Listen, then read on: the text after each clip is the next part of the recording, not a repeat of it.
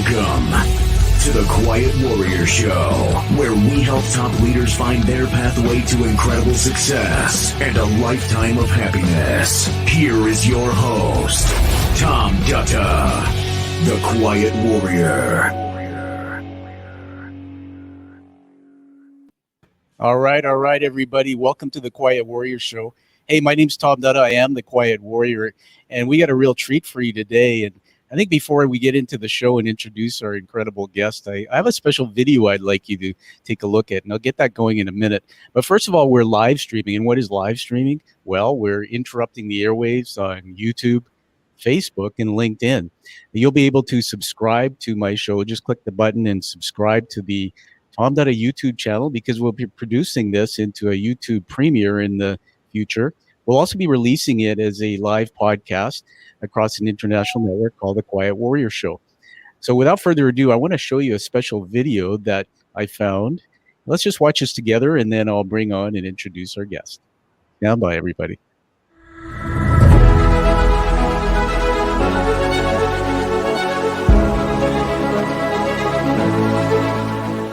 What if conforming to the world was exploring the world? What if the question, what do you want to be when you grow up, little girl, turns into how many streets of life do you want to explore?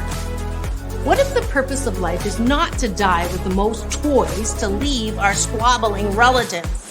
What if the purpose of life was to do things that we enjoy most of the time, have relationships that we enjoy most of the time, and use our unique talents, gifts, and abilities to fully express in the dash between birth and death? What if, as a direct result of this horrible pandemic, we could rise out of the ashes with a new PPP, post-pandemic possibilities? The sooner you turn "it's impossible" to "I'm possible," the what ifs become possible too. Because you are loving, lovable, and loved, wrapped in a warm blanket of worthiness. But it may start with getting out of bed and making something happen. What if starts with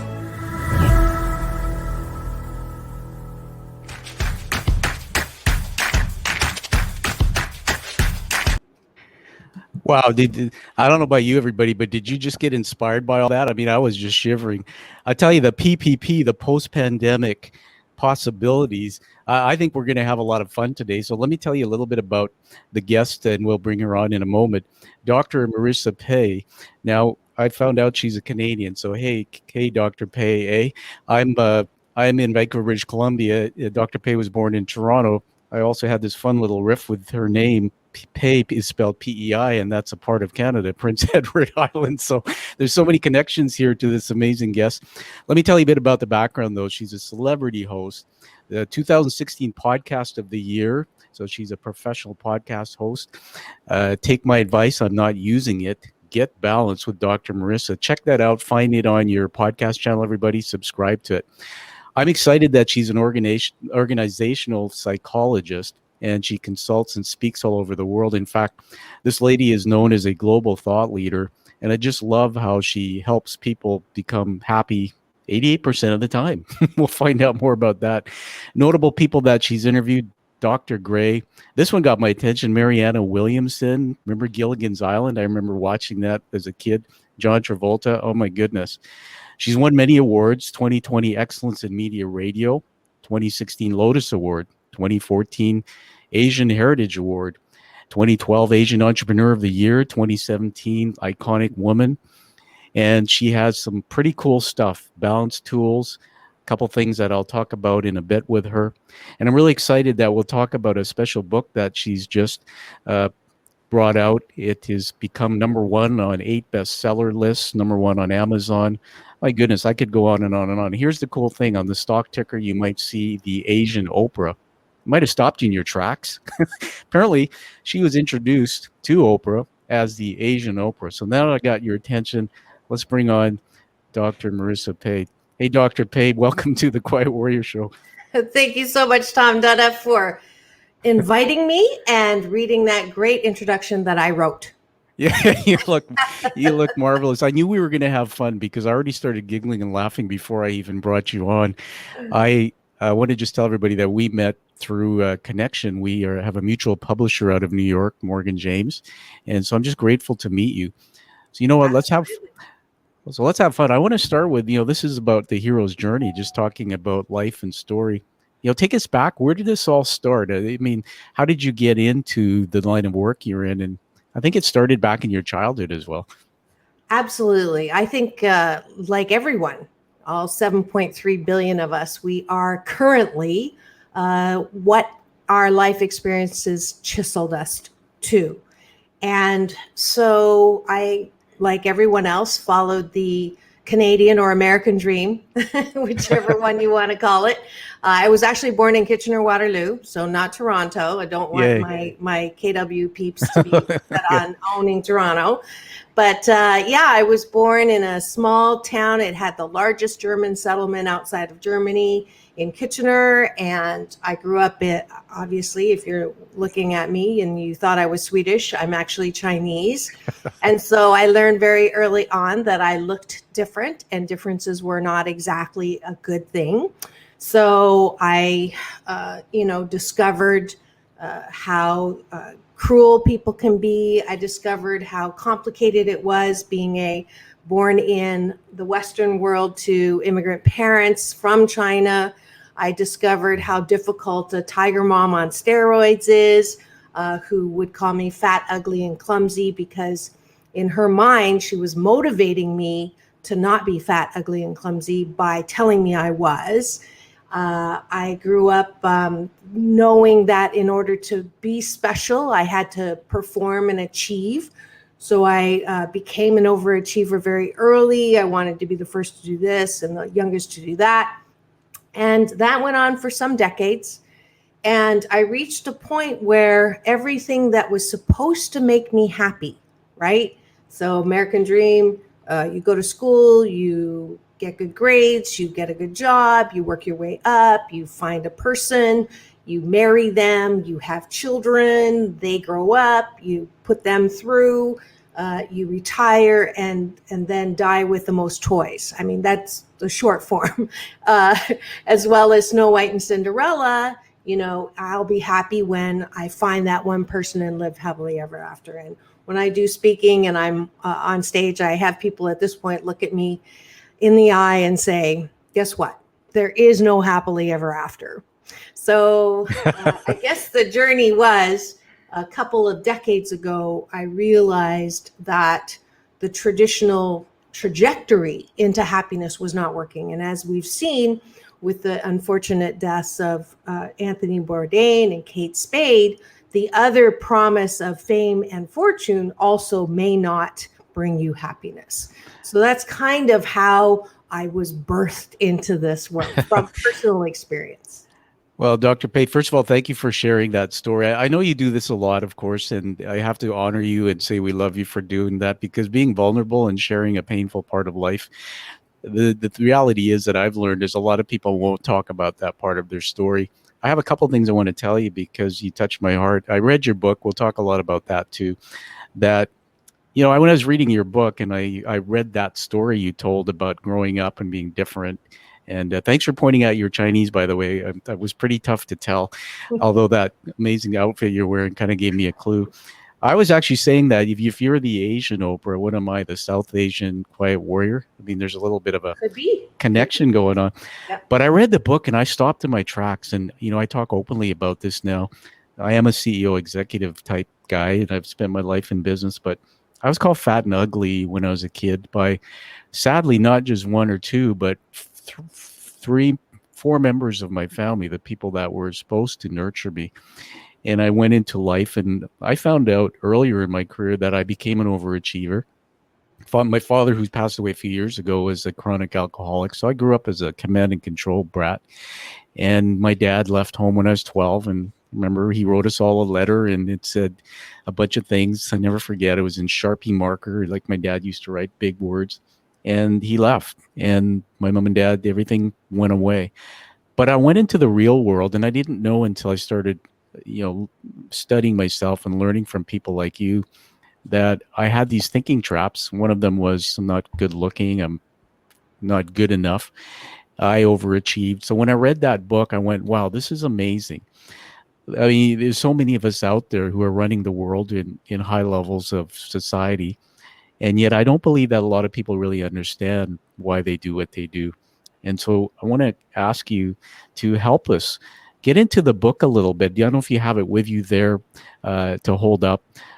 There it is. The title is, what's the title of that book? Is 8 Ways to Happiness from Wherever You Are. Dr. Pei, there's a bunch of tools and exercises in there that I made some breakthroughs. I just want to say thank you for that. So tell us, if you grew up or you have some type of, you call it shiitake, something from the past, give us some tools and tips on how to navigate, how to discover, and if you are like you and I, where we've had that experience, how do you move past that and be happy? Any advice? Any advice? Do cows give milk? How much time do we have? Yes, I'm so shy. I have nothing to say. Sarcasm is another service I offer. I love that. So the first thing I would say is, what's interesting, what hit me was 7 out of 10 of us. Psychological research says 7 out of 10 of us have had childhood trauma. 7 out of 10. That means, Tom, that Wow. you and I are the majority. My honorable moniker, Oprah, says it's as high as 8 out of 10. Some psychologists will venture to say it's 94%. That's the majority. So Wow. if the majority of us have had childhood trauma, then why does the majority that usually rules, why does this majority think that there's something wrong with us? So that's the first thing. If you've had childhood trauma, that message that there's something wrong with you and that you'll never catch up and that you'll never be good enough and that you'll never catch up to those who had a healthy, that's bull shiitake. And that's the very first step, is to let go of that definition of who you are, that broken definition that you need to get fixed, that there's something wrong with you, that you'll never be enough.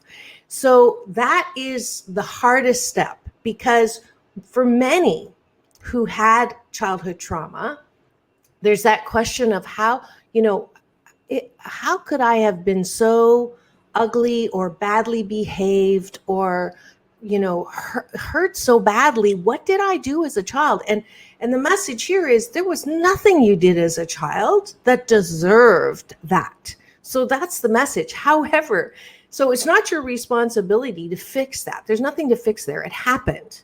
However, what is your responsibility is now your choice. Do you want to drag all of that emotional baggage that's in the oversized category for many of us who have had it?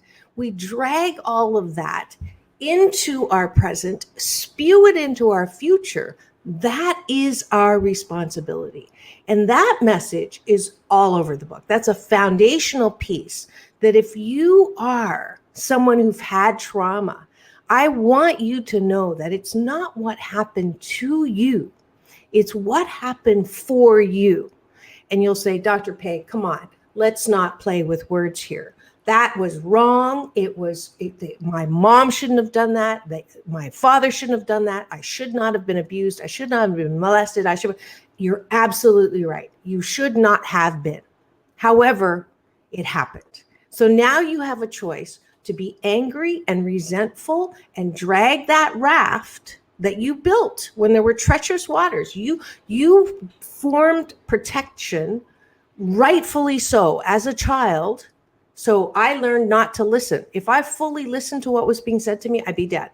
So I learned how to not listen. Now, if I don't listen now, I'm in trouble. So that raft I had to cut.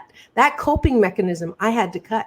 But I had to start by understanding fundamentally that the lies that my critic tells me in my head, that I'm not good enough, that I'm unworthy, that pain in life is mandatory and life sucks, those are BS belief systems that keep us weighed down with that raft when there's no water here. So it's our responsibility to cut the ties to that raft. You have to deal with it. You can't, push garbage down and expect it to go away. You have to deal with the past pain. And that's why the book has exercises to help you with that. If you do the exercises in full, you'll never hate yourself the same way again.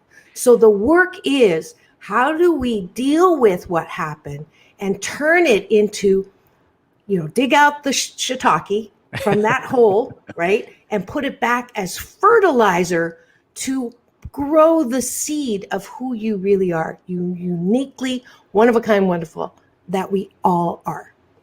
Yeah, it's amazing. I talk a lot about my dad. I just wanted to share a quick story again about that. I didn't know until my dad passed away, and I met with him for a coffee because we were estranged for about 10 years, Dr. Pei, that his childhood was as difficult as what I saw in mine. And my father came into the world and he was a golden child, but the way he learned to parent me was through his own experience. And it was at that point, and it was also through my faith, which I found just a few years ago because I denied it since I was a kid, that there was forgiveness and this whole weight came off my shoulder.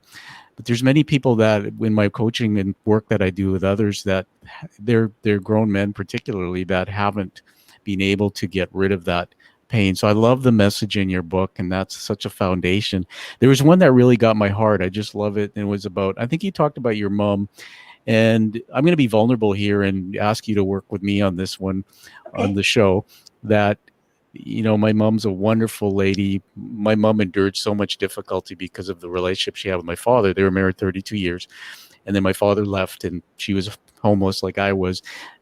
But the things that she said to me, I struggled for a long time trying to separate that. And even sitting in a room sometimes, I had this awful, like melting into an emotional puddle.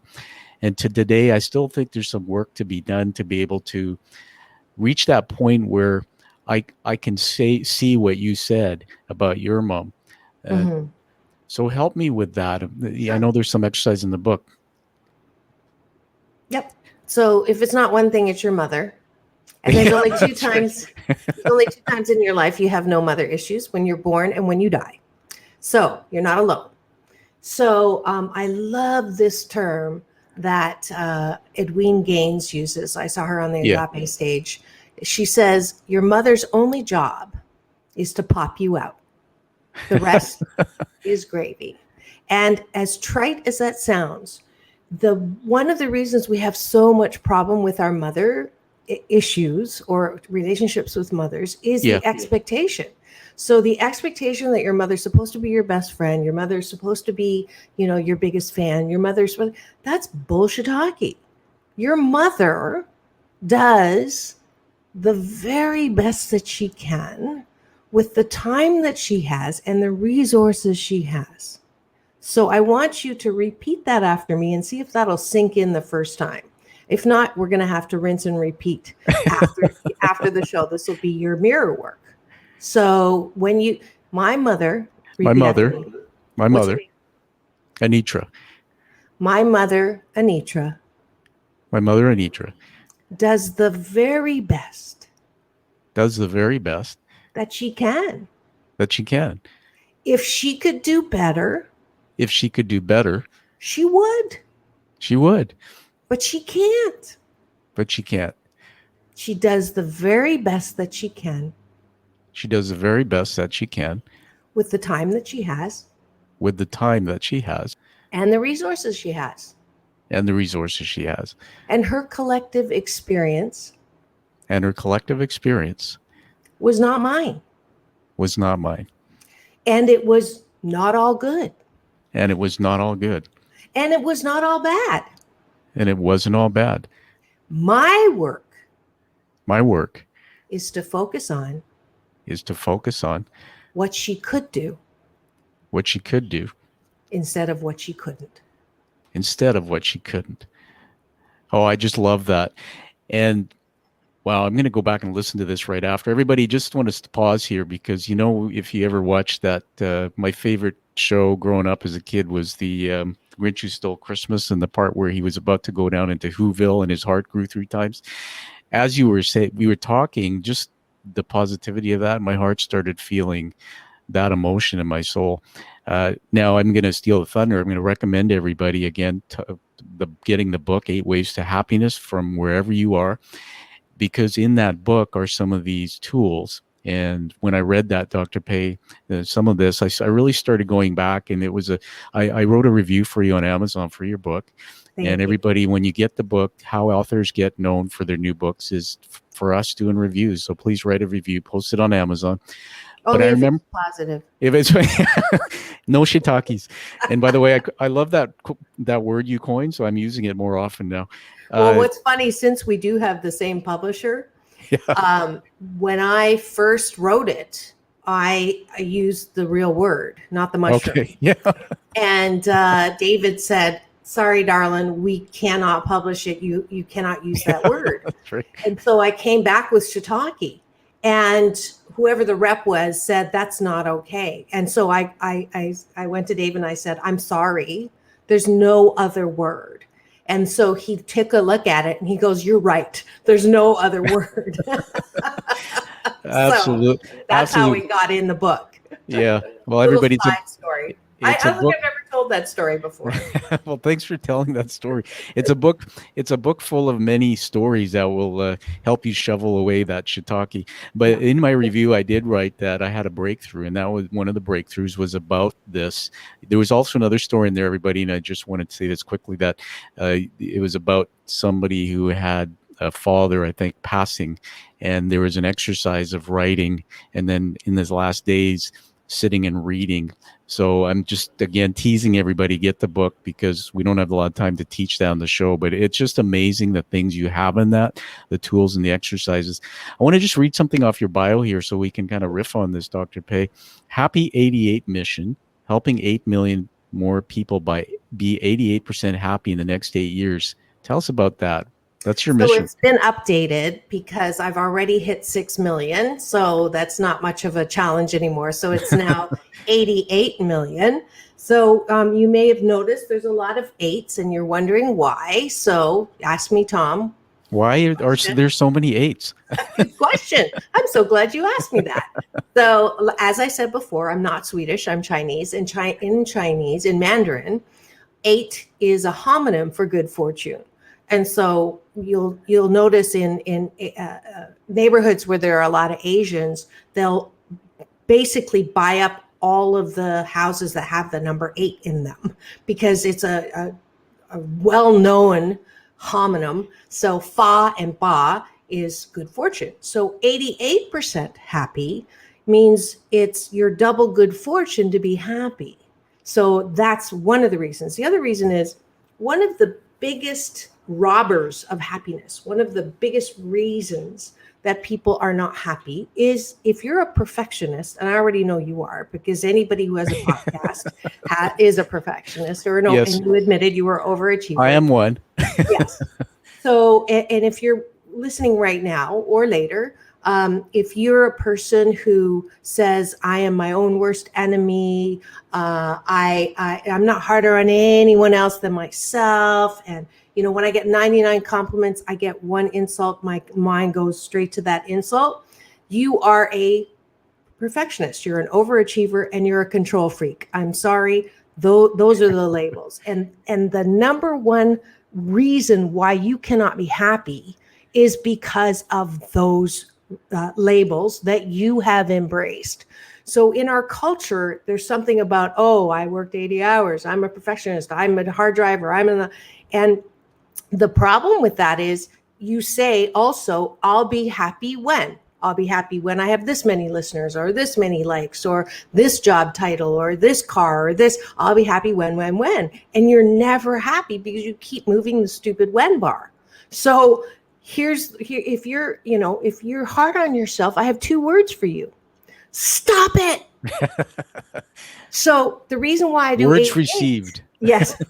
The reason why I do 88% and not, people say, why not 100% happy, Dr. Marissa? Because if you're 100% happy, there's no contrast, you're dead, right? You cannot be 100% happy. I don't like 99% because you're striving for that perfection. So I took the Chinese homonym, made it 88, and said, that's your good fortune. And it helps perfectionists understand that 88% is a point where I can just stop, take a breath in through the nose, and release. Do it with me. Soft shoulders, soft elbows, soft knees. Another deep breath in. And releasing the stories and the drama. One last deep breath in. Connecting with me through Chi, eternal energy, the breath of life, and release. Right now, don't you feel a little bit better than you did right before you started breathing? So this is 88% to stop, look and listen to your heart, to your breath, to know that you're just okay. Right now, it's going to be okay. Everything is going to be okay. And if we get to that point, then we can be happy. But if we can't stop and just be, and stop, do this, do that, do this, and end up in do. If we can't just stop and be, then we get the taste of what happiness is, which is your birthright. That's amazing. Yes, I did actually, but the breathing, my shoulders fell and there was a sense of relaxation, and I do embrace meditation and that type of breathing, and I love it. A little bit more back to my father. I changed the meaning of what happened in my childhood to this, and I think I've written it in part of my book that the demons of my father became my gifts. And actually, I believe that people like me and you are some of the strongest people on the planet because we have this resilience. And that when I started realizing that, that's when the forgiveness and all that came together for me. And it's like, thank you, Dad. What I went through gives me. Then I started looking at the things that I'm doing to help others. I'd be lost if I didn't have that gift. So thank you for that. The book talks a bit about mental health. I'm an advocate for that. I've been spending a lot of time volunteering, and I have a personal experience with that. Many of my listeners know 3 years ago, I fell in a bathtub and sustained a brain injury. Still recovering as we sit here now. I have double vision, and I slipped into depression, had my first suicidal thoughts in 2019, and they started putting me into cognitive behavioral therapy. And I learned a lot, Dr. Pei, a lot that I didn't know, especially about thinking traps and things like that were wired in me. Man, I got to tell you, I sat in a room with 14 people one day in my CBT class, cognitive behavioral therapy. And these people were very ill mentally, bipolar, depression. Some of them, the hardest thing was just getting into the room. And that's when I looked around and I said, man, my life's not that bad. But I really struggled. I ruminated at home for a whole year, had to see a psychiatrist and start getting well. One of the things I read in your book that I loved was there's this balance between, skills and tools and medication and all these things. So I think my dad had, my mom had anxiety, depression. My dad had it. Talk a little bit about that, the link to, happiness. And if somebody struggles with depression or anxiety, give us some of your thoughts on that. You are not your diagnosis. No. That is the number one, is that so many people use their mental illness. That is real. I'm not saying that is not real, but they use it to define who they are, and they forget who they really are. We are all fundamentally expressions of the good in life. We are all precious children in a friendly universe. That's who we really are at the core of who we are. And when we come to the planet in this dash between birth and death, we have a choice. Einstein says the most important question that a human being has to answer is the universe friendly or not?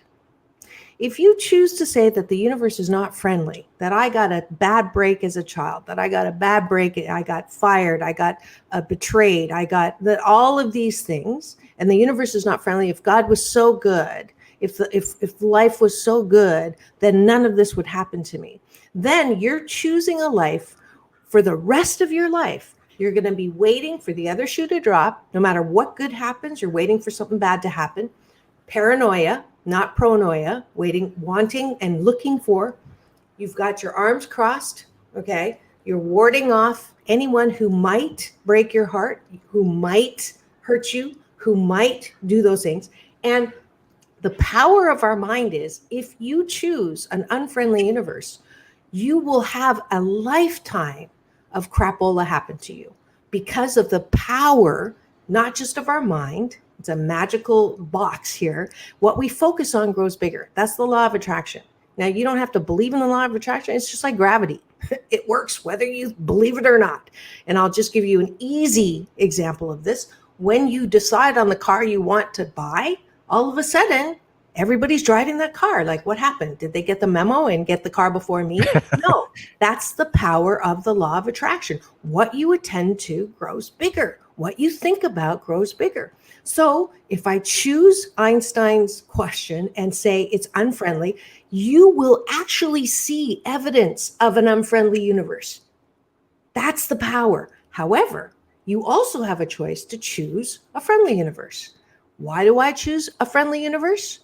Not because it's morally right, not because it's true, not because of any of those reasons.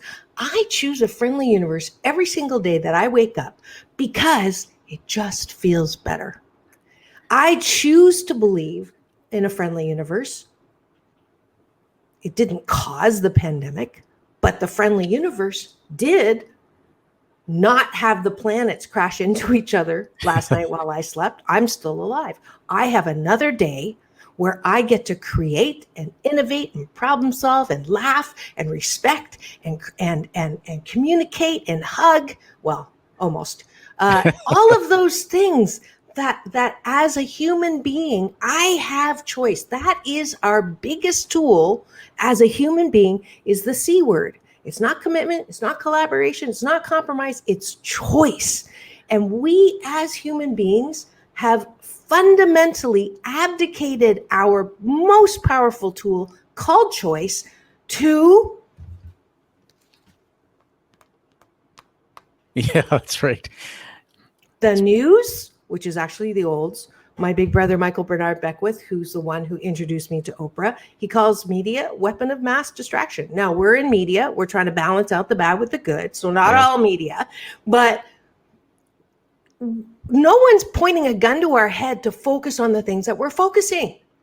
But we abdicate our choice on a daily basis. If you wake up doing that, you've abdicated your choice. If you wake up with the news on, with the radio on, you're now letting your mind be hijacked to whatever is the most horrifying. If it bleeds, it leads, the worst possible scenario, the worst that people do, all of that, that's your choice. I plug my phone in another room because I don't trust myself, because when I wake up, I go grab the phone.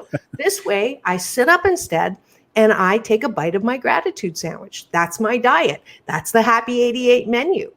So every morning I start with 8 specific things that I'm grateful for. Every night I do 8 specific things that I appreciate about myself. That's a fundamental dis-ease that many of us have. We're all like this. Yeah. Who loves me? Who approves me? Who respects me? Who wants me? How many numbers do I have? You're looking for love in all the wrong places. You got the buck stops right over here. So if I build my muscle of choice to focus on what is good with me, what is good with you, and what is good with this world, I can't have a bad day. I love that. The part I was talking about, the part about the 88s and all that, everybody, this was a teaching moment there. Come back to this part of the show and listen to what Dr. Pei taught us, the C word. It's a choice. And, you know, I learned that. I had to learn that it's a choice, and still every day. And it's funny, the other day I had to go renew my phone online through my carrier, and I looked at my phone and it will show you, everybody. You can find out how much time you spend on screen time. And it's remarkable how many times we do this and how much time you see people their heads down. Just fantastic. Dr. Pei, I know we have just a few minutes left to wrap here. I wanted to ask you about the really a topic that's dear to my heart. I know a family that has a young child around the age of 10. And I do understand brain science a fair amount about how the rational brain isn't as prevalent at that age. Everything's kind of black and white, and the parents are going through an ugly divorce, and the child is just crying and doesn't understand why their one parent isn't there. And I went through divorce with my parents, and I went through all of that. And later in life, as an adult, I can rationalize and try to give advice to something like that. But talk to us about that for children, whether we're parents or whether we're in that as children. What can you tell us? Everyone has the innate ability to find center, to find balance, to find peace. And sometimes that path is through hardship. Doesn't have to be, but sometimes it is.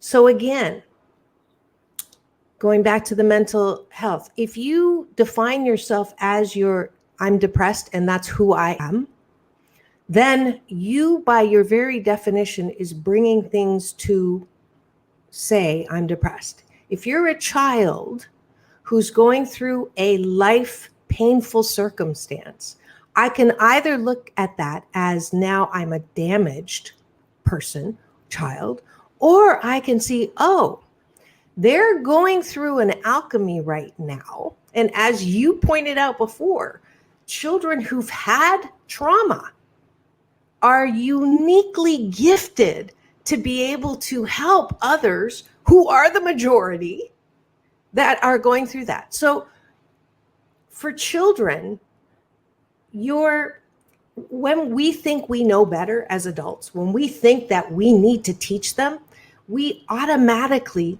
turn them away from understanding their own connection to the beautiful, friendly universe, that they can spend some time being chiseled. So I'll use this last story to close that highlights the importance of pain in life. So there's two rocks and they're in a store.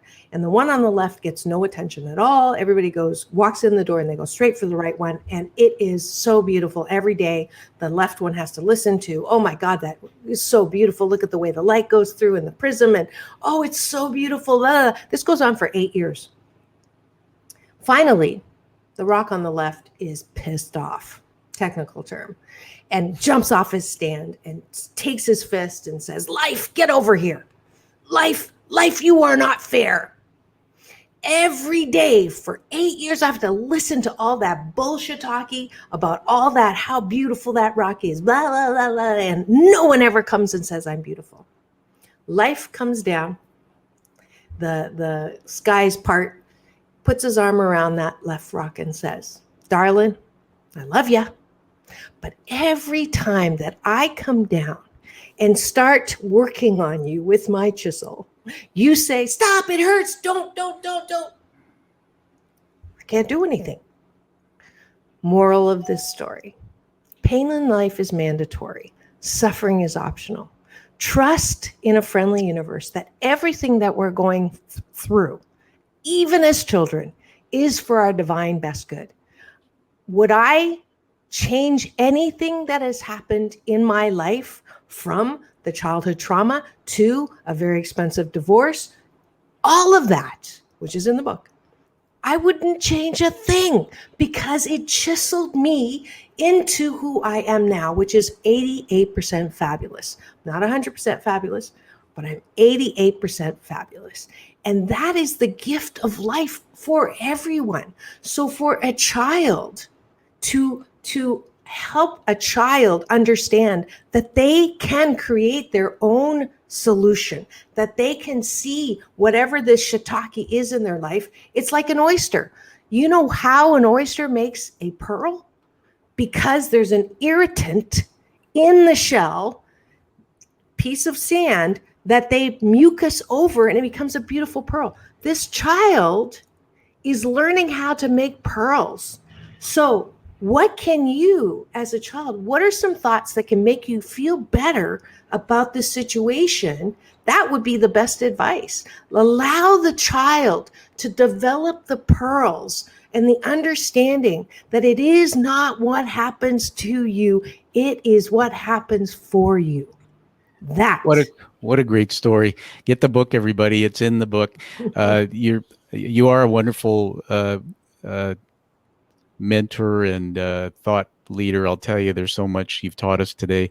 I read in your bio you have two. You say it says she raises recovering teenagers. You've raised two children, and congratulations, you also race sailboats. So there's another side to you of so much fun. Absolutely. And I just want to say before we let you give a commercial about a couple things that it's been an honor to have you on the show, Dr. Pei.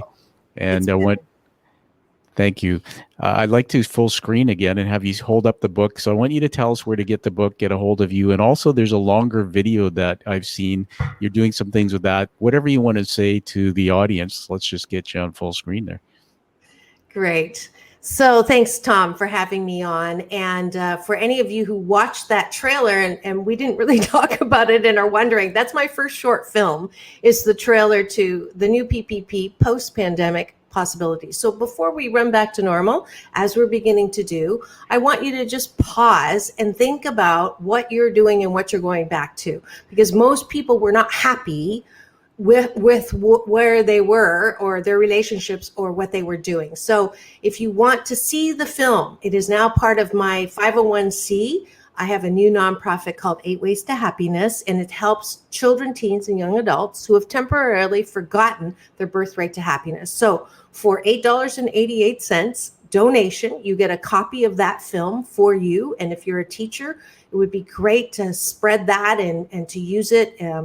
I'm so grateful it's entered into 20 film festivals and getting really good initial rushes for that.